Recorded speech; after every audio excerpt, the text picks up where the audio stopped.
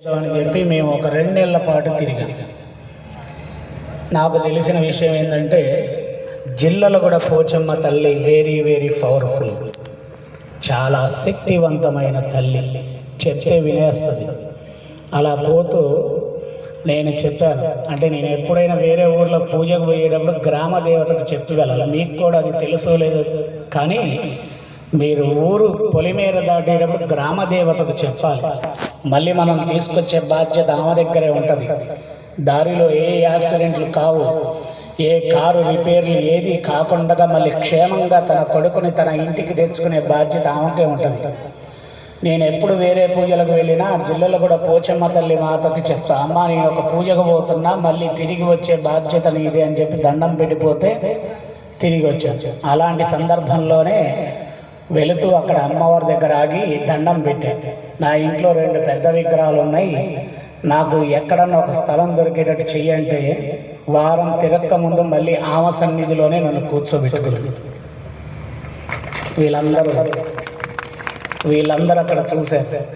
అక్కడ నేను చేసిన కార్యక్రమం నా తల్లికి పెంచాలి, నా తల్లిని పెంచాలి. ఎలా పెంచాలి? అడగగానే చిన్న రూములో నుంచి బయటికి వెళ్తా, నువ్వు నాకు సరిపోలేదు అక్కడ కూర్చున్నావు, నువ్వు చిన్నగా ఉన్నానలే 2 పెద్ద విగ్రహాలు ఇచ్చింది. ఈ విగ్రహాలు ఇక్కడ పెట్టి నేను చెయ్యాలంటే నాకు ఇష్టం లేదంటే ఒక గుడిని ఇచ్చింది. ఆ గుడిలో 2 పక్కల అటు ఇటు పెడితే ఒక గుడి చెయ్యాలంటే ఒక వ్యక్తిని పంపించింది, గుడి చేయించిన. వీళ్ళ ముగ్గురికి తగిన పూజ నేను శక్తివంతంగా చెయ్యాలి అంటే ఎవరెవరో ఎక్కడెక్కడో ఎవరూ నాకు తెలియదు. మన తెలుగు రాష్ట్రాల నుంచి వేరు వేరు రాష్ట్రాల నుంచి వచ్చి 30 రోజుల్లో నాకు 26 రోజుల పూజనే పెట్టేసేసి, అంటే నెలకు 26 మందిని అలా ప్రతినిత్యము పూజకు పంపించి వచ్చిన ధనం వచ్చినట్టుగా ప్రపంచానికి నా తల్లిని పరిచయం చేయాలని చెప్పి ఈ అమ్మ పూజ ఏదైతే ఉందో అది అంగరంగ వైభవేతముగా జిల్లలగూడ ప్రాంతంలో మారుమోగేటట్టుగా చేసింది పోచమ్మ తల్లి మాత, తల్లి అనుగ్రత. ఆ తల్లి ఆ తర్వాత ఇప్పుడు విషయం చెప్తాయి. అది అయిపోయాక అక్కడికి వచ్చాక 32 హోమగుండాలు చేశారు. మరల 5వ నెల లోపల నీ 108 హోమగుండాలు వెలిగియాలి, అతిపెద్ద హోమగుండంలో నేను కూర్చోవాలి, నేను కేజీల మిరపకాయలు వేస్తా, నువ్వు భక్షించాలి, తినాలి అని చెప్పి 32 హోమగుండాలు 116 మంది బ్రాహ్మణులతో అక్కడ చేశాను.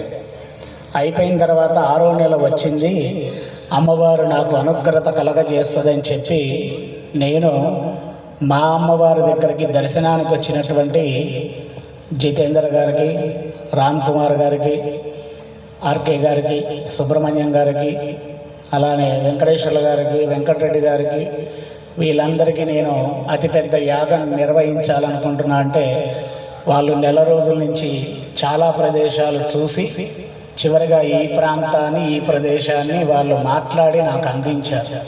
కాబట్టి వారి కుటుంబం ఎప్పుడు కూడా దుఃఖము అనేది లేకుండా సుఖశాంతులతో ఉండేటట్టుగా చెయ్యి తల్లి అని చెప్పి రేపు నక్షత్ర ఆరతి ఇచ్చేటప్పుడు చెప్తా. అలానే నాకు దీక్ష ఉన్నటువంటి స్వాములు కావాలి. మొదటి రోజు నువ్వు భోజనం చెయ్యాలంటే వాళ్ళు వదిలిన తర్పణం జలంతో వండిన అన్నాన్ని నీకు నైవేద్యంగా పెట్టాలి అంటే నా మాట కోసం 5 రోజులు వాళ్ళు జిల్లలగూడ నుంచి ఉదయం సాయంత్రం వచ్చినందుకు వారి కుటుంబాలకు కూడా కన్నీరు అనేది రాకుండా రేపు చెప్తా. ఇక నాకున్న కోరిక ఏంటి అంటే ఎక్కడ ఆ గుళ్ళో అస్సలు ఆగదు. అలా అని వెళ్ళిపోయిందంటే అంటే ఇది నాకు నా తల్లికి ఉన్నటువంటి ఒక అనుబంధం. అలా అని వెళ్ళిపోయిందంటే రాత్రి ప్రతిరోజు నేను 2 నుంచి 4:30 వరకు మాకు మంత్ర సాధన అని ఉంటుంది. సాధకులం కాబట్టి రాత్రి సమయంలో చేస్తాం. అందరూ తిరిగేటప్పుడు చేస్తే మాటలు వినపడితే మంత్రము ఇబ్బందికరం, డిస్టర్బ్ అవుతుందని చెప్పి రాత్రిపూట చేసుకుంటాం. అప్పుడు స్వప్న దర్శనంలో కనబడి మధ్యాహ్నం నక్షత్రార్ధించడం లుచుక్ అన్నవి ఎందుకు రాట నేను చెప్పను తల్లి అని.